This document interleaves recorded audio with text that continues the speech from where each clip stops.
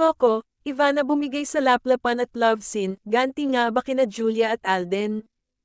Gumanti nga ba ang kapamilya teleserye king na si Coco Martin sa umaatikabong laplapan at love scene nina Julia Montes at Alden Richards sa pelikulang Five Breakups and a Romance? Nakakaloka ang napanood naming pasabog na trailer ng FPJ's Letter Batang Quiapo na pinagbibidahan ni Coco at ng bago niyang leading lady na si Ivana Alawi. Bukod sa mga buwis buhay at pamatay na action scenes, siguradong pag-uusapan din ng bonggang-bongga ang halikan at love scenes ni Coco at Ivana sa mga susunod na episode ng Batang Quiapo. Magsisimula na ngayong gabi, November 6, ang panibagong yugto ng serye at mapapanood nga sa bagong trailer na nakapost sa Facebook page ng Dreamscape Entertainment, ang mga dapat abangan ng mga viewers all over the universe.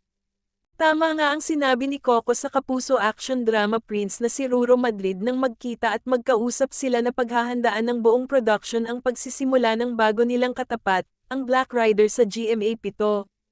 Una nang nagkabanggan sina Coco at Ruro noon nang magtapat naman sa ere ng halos isang taon ang lolong ng GMA at ang FPJ Slater ang probinsyano ng GMA 7.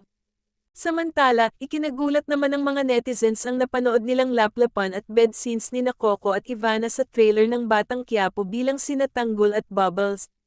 Pagkatapos nga nilang makipagbakbakan at makipagbarilan sa mga pulis habang tumatakas ay napadpad sila sa isang probinsya kung saan sila pansamantalang mananatili.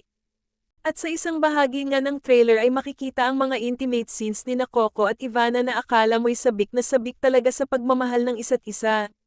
Pareho kasing palaban sa love scenes ang dalawa. Ayon sa isang nagkomento, parang gumanti raw si Coco sa kanyang partner na si Julia Montes na game ring nakipaghalikan at love scene kay Alden Richards sa Five Breakups and a Romance. Narito ang mga comments na nabasa namin sa social media. Ang sarap, ay magaling pala, Tanggol and Bubbles for the win. Iba ka talaga Coco Martin, Tanggol. Sinulit si Ivana sa bakbakan hahaha. Wow, I'm so excited to watch the new chapter. Ang galing mo Tanggol at Bubbly, I'm sure mataas na naman rating.